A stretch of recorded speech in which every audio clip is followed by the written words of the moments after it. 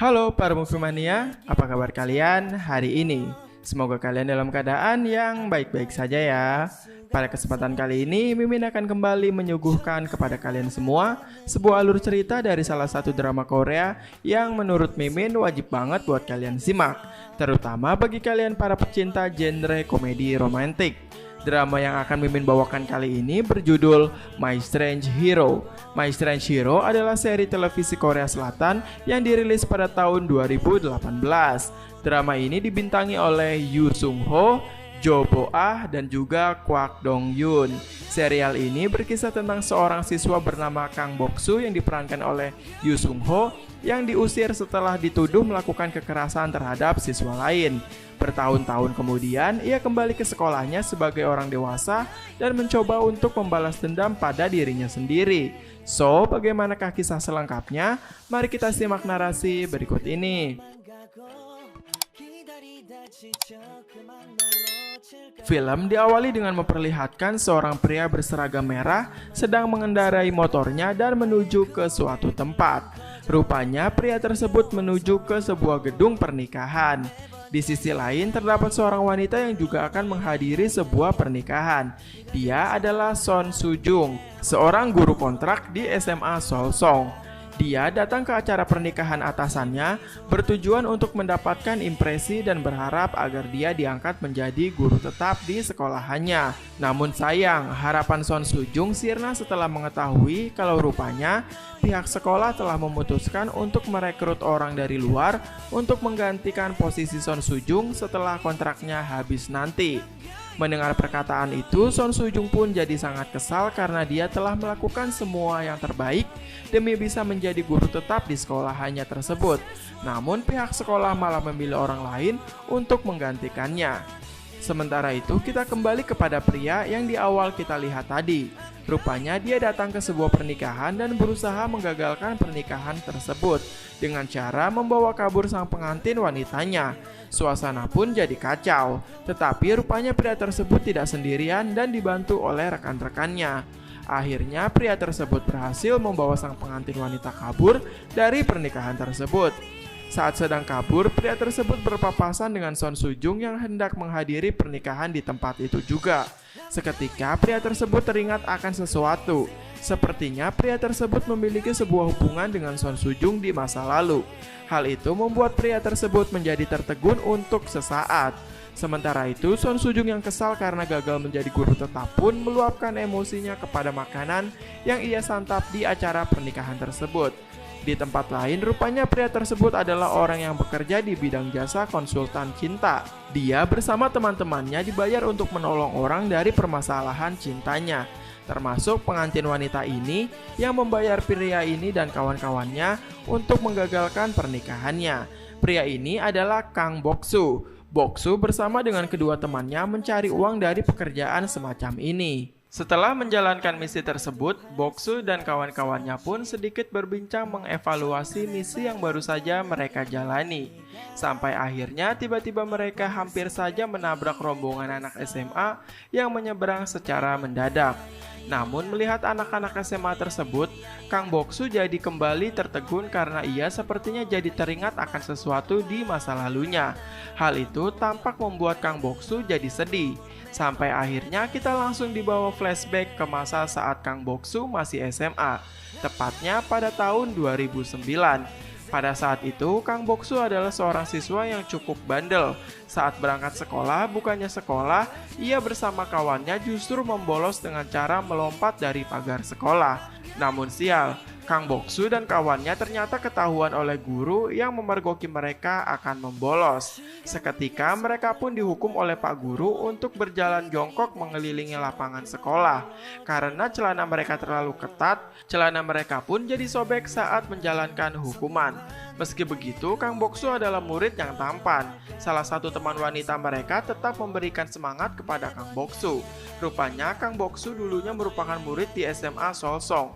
Seusai menjalani hukuman, Bok-soo dan kawannya pun masuk kelas.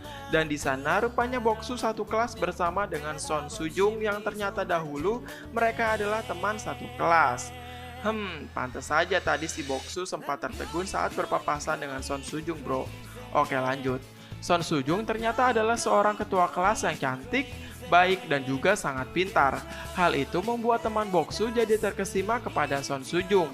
Meski begitu, Kang Boksu tetap merasa sok cool dengan bilang kalau Son Sujung adalah gadis yang biasa-biasa saja. Sampai akhirnya Pak Guru datang dan membagikan hasil tes seluruh siswa.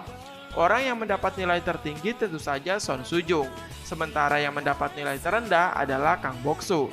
Hal itu menjadi bahan tertawaan teman satu ruangan. Karena hal itu, Pak Guru mengelompokkan setiap anak berpasang-pasangan.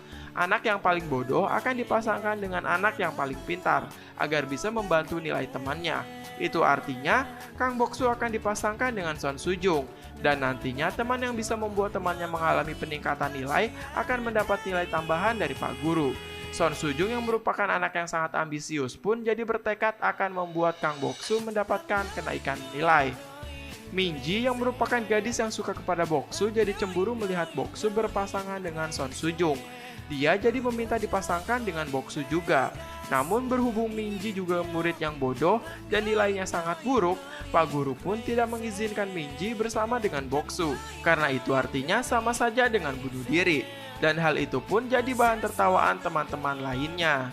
Setelah itu, Son Sujung pun segera mendatangi Boksu dan memohon untuk kerjasamanya.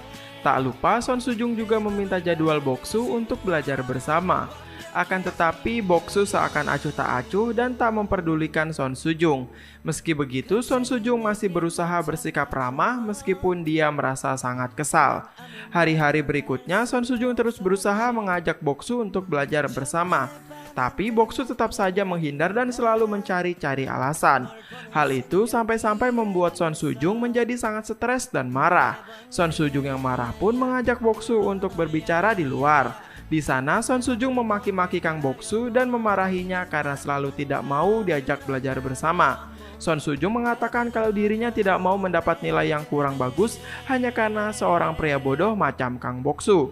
Son Sujung pun menabok pipi Boksu dan memberikan sebuah buku untuk dipelajari oleh Kang Boksu.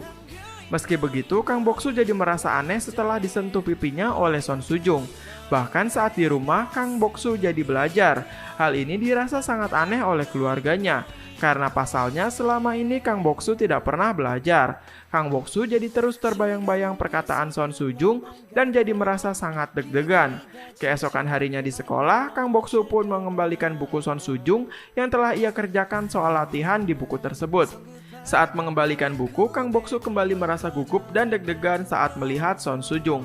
Meski begitu, Kang Boksu tetap berusaha menutupi perasaannya dengan cara menjelek-jelekan Son Sujung di hadapan temannya. Kemudian kini Son Sujung sedang berada di tempat kesukaannya, yaitu di atap sekolah sambil memeriksa hasil pekerjaan Kang Boksu. Saat sedang memeriksa pekerjaan Kang Boksu, Son Sujung melihat seorang anak sedang dibully di belakang sekolah. Dan ternyata hal itu juga dilihat oleh Kang Boksu yang sedang hendak membuang sampah. Melihat kejadian itu, Kang Boksu pun langsung menolong anak tersebut dan menghajar para pembuli tersebut.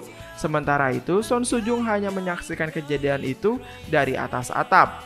Akibat perkelahian itu, kaki Kang Boksu jadi terkilir meskipun Kang Boksu berhasil mengalahkan para pembuli tersebut. Gara-gara perkelahian itu, Kang Boksu jadi dimarahi oleh guru karena dikira ia sengaja berkelahi. Hal itu membuat Son Sujung jadi heran sendiri. Setelah itu, kini pelajaran olahraga dimulai. Pak Guru mengadakan sebuah lomba balapan jalan dengan cara kaki diikat kepada kaki pasangan masing-masing. Kang Boksu pun kembali berpasangan dengan Son Sujung untuk melaksanakan lomba ini. Son Sujung yang selalu ambisius dalam setiap hal pun tampak sangat serius mengikuti lomba ini. Sementara itu, kaki Kang Boksu yang masih terasa sakit akibat terkilir tadi pun jadi tidak bisa maksimal saat melaksanakan lomba ini dan mereka akhirnya terjatuh. Son Sujung yang tidak mau kalah dalam lomba ini pun akhirnya menggendong Kang Boksu sampai garis finish dan memenangkan lomba tersebut. Setelah itu, Kang Boksu pun dibawa ke ruang UKS. Dan di sana ia jadi marah kepada Son Sujung karena telah menggendongnya di depan anak-anak. Hal itu sangat memalukan bagi Kang Boksu karena ia terlihat sangat bodoh. Son Sujung tampak tidak mau memperdulikan ocehan Kang Boksu dan segera pergi. Sebelum pergi, Son Sujung bilang kepada Kang Boksu kalau dia melihat perkelahian Kang Boksu di belakang kelas tadi. Dan Son Sujung mengatakan kalau itu cukup keren. Mendengar perkataan Son Sujung, hati Kang Boksu jadi kembali deg-degan dan terkesima. Ia jadi termenung sendiri dan merasa jatuh cinta kepada Son Sujung. Sampai-sampai kawan-kawannya datang pun ia tetap saja termenung dan terus saja memandangi Son Sujung dari jendela ruang UKS. Sepulang sekolah, Kang Boksu pun menunggu Son Sujung pulang dan tanpa basa-basi, Kang Boksu langsung mengajak Son Sujung untuk berkencan dan pacaran. Mendengar hal itu, Son Sujung pun kaget dan hanya tertawa. Kemudian Son Sujung bilang kalau dia tidak mau berpacaran dengan orang bodoh. Kang Boksu pun kemudian berjanji akan belajar lebih giat lagi agar tidak menjadi bodoh. Dan akhirnya Son Sujung pun memberi syarat agar Kang Boksu memperbaiki nilainya terlebih dahulu jika ingin berkencan dengan dirinya. Mendengar hal itu, Kang Boksu pun jadi senang karena itu artinya dia punya harapan.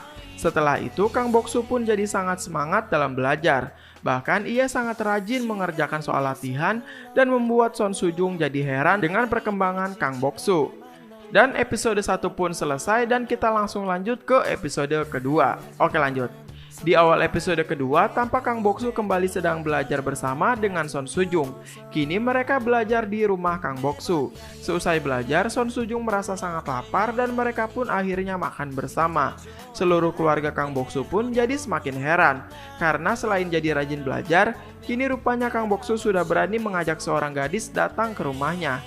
Keesokan harinya di sekolah, ujian pun dilaksanakan. Seluruh anak tampak serius mengikuti ujian tak terkecuali Kang Boksu. Seusai ujian, Kang Boksu tampak sangat senang karena sepertinya dia mendapatkan nilai bagus dan segera ingin menunjukkannya kepada Son Sujung. Namun ternyata Son Sujung sedang tertidur di atap sekolah dan hal itu membuat Kang Boksu semakin terkesima melihat kecantikan Son Sujung. Kang Boksu pun melindungi Son Sujung dari sinar matahari sampai akhirnya Son Sujung terbangun dan Kang Boksu langsung membelai rambut Son Sujung. Hal itu tampak membuat mereka berdua jadi salah tingkah, namun juga membuat mereka menjadi semakin dekat. Sampai akhirnya di malam harinya, Kang Boksu mengajak Son Sujung jalan untuk pertama kalinya menggunakan sepeda motor. Tak lupa kini Son Sujung pun memeluk Kang Boksu dengan erat di sepanjang perjalanan. Tampaknya mereka berdua kini telah resmi berpacaran. Akhirnya mereka pun berhenti di suatu tempat dan di sana mereka saling berbincang. Kemudian Son Sujung pun menagih hasil ujian Kang Boksu tadi siang yang belum sempat Kang Boksu berikan kepada Son Sujung. Kang Boksu pun sangat senang karena berkat Son Sujung dirinya mendapatkan nilai yang lebih baik. Meskipun belum setinggi nilai Son Sujung, tapi setidaknya kini nilainya telah menjadi lebih baik. Setelah itu mereka kembali berbincang sampai akhirnya Kang Boksu bertanya apa impian dari Son Sujung. Son Sujung pun bingung karena dirinya belum punya impian apa-apa. Namun Kang Boksu menyarankan kepada Son Sujung untuk bagaimana kalau dirinya menjadi seorang guru saja. Karena itu sepertinya akan sangat cocok dengan Son Sujung. Son Sujung pun mempertimbangkan hal itu sampai akhirnya Son Sujung sepertinya tertarik untuk menjadi seorang guru. Dan kemudian mereka berdua pun menghabiskan malam bersama dengan sangat bahagia pada saat itu. Sampai tiba-tiba kita kembali dibawa ke masa sekarang di mana akhirnya Son Sujung benar-benar telah menjadi seorang guru. Ya, meskipun hanya seorang guru kontrak. Son Sujung terbangun karena ada seorang murid bernama Yongmin yang sedang ingin melakukan konseling karena dirinya merasa sangat stres akibat tekanan pelajaran. Akan tetapi Son Sujung sendiri kini juga sedang mengalami banyak masalah yang membuat dirinya menjadi sangat stres juga. Akhirnya Son Sujung pun hanya menjawab seperlunya dari curhatan muridnya tersebut. Dan tiba-tiba di sesi konseling, seorang pegawai kantin masuk dan menagih tunggakan biaya konsumsi Son Sujung yang telah menunggak selama 3 bulan. Son Sujung pun langsung menyudahi konselingnya dan menyarankan Yongmin agar bertemu dengannya lagi di lain waktu. Sementara itu, Son Sujung pun segera bergegas ke ruang administrasi untuk melunasi tunggakannya.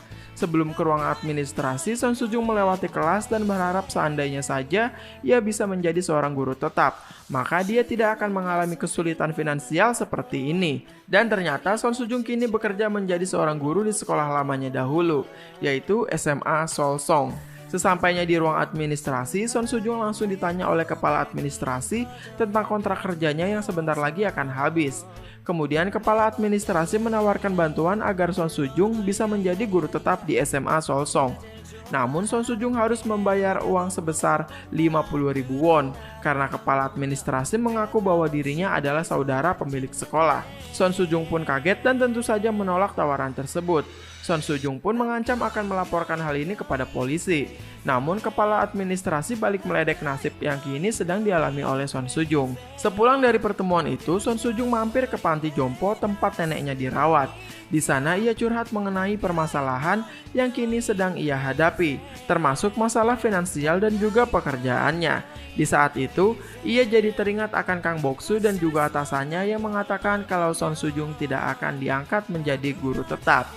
Son Soo-jung pun merasa sangat bingung dengan hidupnya kini. Sampai akhirnya saat Son Soo-jung pulang ke rumah, ia akhirnya memutuskan untuk menggunakan uang seluruh tabungannya untuk membayar kepala administrasi agar dirinya bisa menjadi seorang guru tetap, meskipun dia sangat bimbang akan hal itu.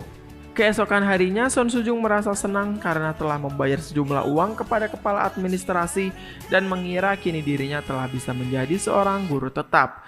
Akan tetapi harapan itu sirna seketika ketika seluruh staf di kantor guru memberitahukan jikalau kepala administrasi telah kabur dari sekolah dan membawa semua uang administrasi para murid. Mendengar hal itu, Son Soo-jung pun seakan tersambar petir di siang hari, karena Son Soo-jung telah membayarkan semua uangnya kepada orang tersebut. Berulang kali, Son Soo-jung berusaha menghubungi si kepala administrasi tersebut, namun tetap saja tidak ada hasil. Hal itu membuat Son Soo-jung semakin stres. Karena stres, Son Soo-jung pun jadi semakin murung. Bahkan ia tidak memperdulikan murid bimbingan konselingnya yang bernama Yong-min. Karena merasa semakin stres dan tidak ada orang yang bisa membantu, akhirnya Yong-min pun merasa ingin bunuh diri saja. Sebelum itu, ia menulis status terakhirnya sebagai pesan terakhir. Di status itu, Yong-min mengungkapkan semua unek-uneknya tentang kesetresannya di sekolah, mulai dari tekanan pelajaran sampai perlakuan para guru yang acuh tak acuh. Setelah menulis status itu, Yong-min rupanya menghilang dan hal itu membuat seluruh sekolah jadi geger karena orang tua Yong-min melaporkan kejadian ini kepada pihak berwajib. Dan lagi berita ini juga rupanya menjadi berita yang viral di seluruh Korea. Hal ini tentu saja membuat seluruh pihak sekolah menjadi sangat panik, termasuk Son Soo-jung yang kemudian mencari Yong-min kemana-mana. Setelah mencari kemana-mana, Yong-min tiba-tiba mengirim pesan kepada Son Soo-jung dan mengatakan kalau dirinya ingin bunuh diri. Son Soo-jung pun bertanya di mana keberadaan Yong-min dan langsung bergegas mendatangi lokasi Yong-min. Son Soo-jung pun mendatangi Yong-min yang kini berada di tepi jembatan untuk bersiap bunuh diri. Sesampainya di tepi jembatan, Son Soo-jung bukannya membujuk Yong-min untuk membatalkan niatnya untuk bunuh diri, Son Soo-jung justru mengajak Yong-min untuk melakukan bunuh diri bersama-sama. Karena Son Soo-jung juga sangat stres menghadapi masalah hidupnya. Dan singkat cerita, setelah segala perdebatan di tepi jembatan tersebut, Yong-min jadi malah mengurungkan niatnya untuk bunuh diri dan meminta maaf kepada ibu guru Son Soo-jung. Namun karena Son Soo-jung menaruh ponselnya di pagar jembatan, saat mendapat panggilan, ponsel Son Soo-jung jadi bergetar dan hendak terjatuh.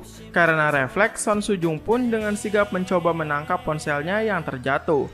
Namun sayang, hal itu membuat Son Soo-jung jadi terjatuh dari jembatan, akan tetapi masih sempat ditangkap oleh Yong-min. Di tempat lain terlihat Kang Bok-soo sedang kembali menjalankan pekerjaannya. Kali ini dia mendapat tugas untuk menyampaikan pesan pemutusan hubungan dengan seorang wanita. Di sisi lain, Yong-min rupanya semakin lama semakin tak tahan menahan Son Soo-jung. Dan akhirnya mereka berdua pun terjatuh bersama dari atas jembatan ke dasar sungai. Hal itu ternyata dilihat oleh seluruh orang yang ada di tepi sungai, termasuk Kang Bok-soo dan wanita yang tadi ia putuskan hubungannya. Melihat kejadian itu, tak ada satu orang pun yang mau menolong Son Soo-jung dan Yong-min. Mereka hanya ribut di pinggir sungai, termasuk Kang Bok-soo. Wanita yang tadi melihat hal itu pun menyuruh Kang Bok-soo untuk menolong mereka.